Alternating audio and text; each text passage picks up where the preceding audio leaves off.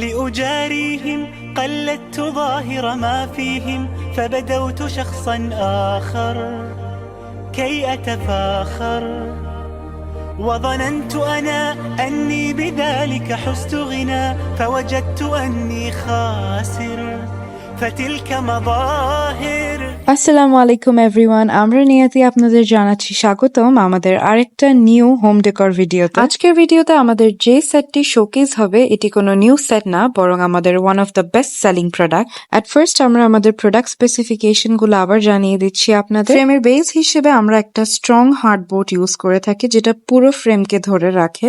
এর পাশাপাশি hook provide করা হয় যাতে আপনারা হুক দিয়ে লাগাতে পারেন, আর না হয় আমরা always both side tape use করতে পারি।